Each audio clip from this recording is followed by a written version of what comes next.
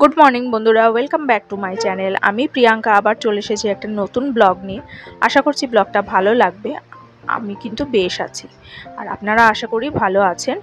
আর ব্লগটা ভালো লাগলে ব্লগের শুরুতেই চ্যানেলটাকে লাইক, কমেন্ট, শেয়ার করে আর সাবস্ক্রাইব করে আমার পাশে থাকবার অনুরোধ রইল। আজকে হচ্ছে বৃহস্পতিবার। এখন ঘড়িতে বাজে ওই 5:45, বিকেল 5:45 আর কি। তো বেরিয়ে পড়েছি প্রিয়াংশের সাইকেলটা নিয়ে একটু হাওয়া ভরাতে।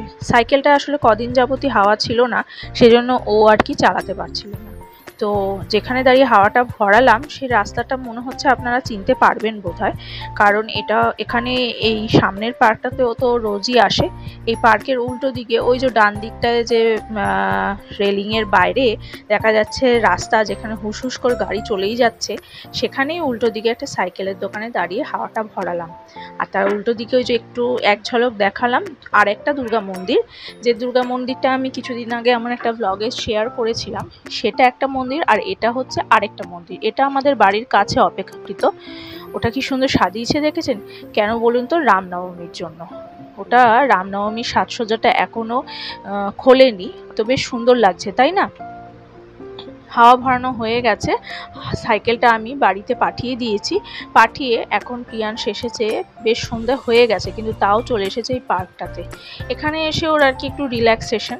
পার্কে আজকে বিশেষ বাচ্চা নেই, ওই সামনের দিকটা একটুখানি কয়েকজন খেলছে, দেখতেই পাচ্ছেন।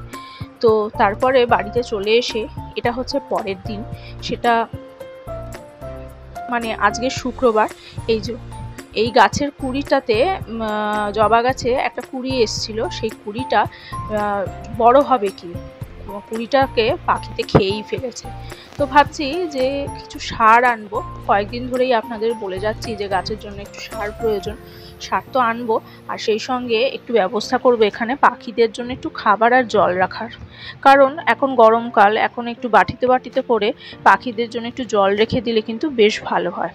আর এই যে বৃহস্পতিবার আমাদের নিরামিষ, সেটা যারা আমার ব্লগ দেখেন তারা তো জানেনই। দেখিয়ে দিলাম এক ঝলক কী কী রান্না করেছি। একটু টক ডাল, আর একটুখানি লাউ আর উচ্ছে দিয়ে তেঁতুর ডাল। ডালটা দুরকম কেন?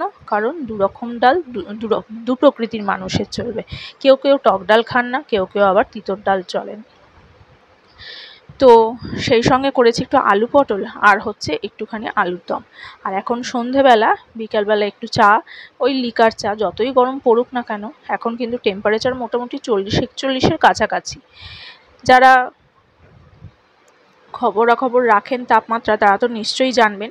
কিন্তু এই গরমেও কিন্তু মনটা চা চা করেই। কারণ কি বলুন তো, একটু চা লাভার আর কি আমি।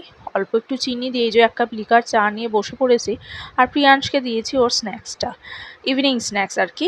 আর এই যে বলতে বলতে কিন্তু গাছের সার আর এগুলো সব কিনেই এনেছি।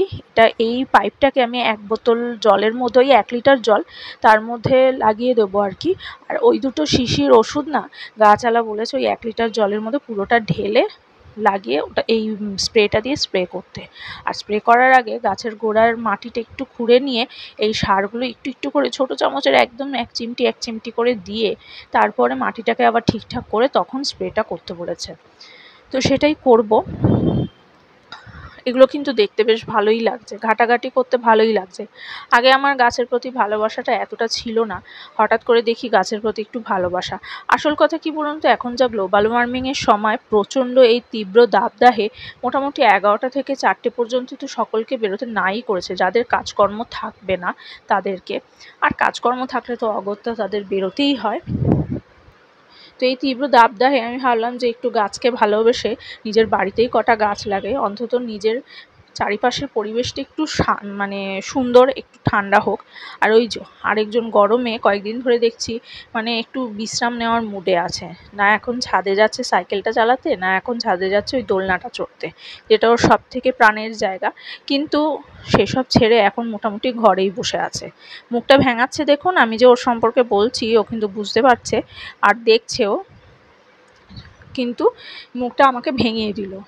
তো এখন একটুখানি ওই যে ডায়েরিটা দেখালাম, নিয়ে বসবো ওকে, তো পড়তে বসাবো। আর তার দেখতে দেখতে কিন্তু পড়াটা হয়ে গেলে তারপরে কন্টিনিউ করব।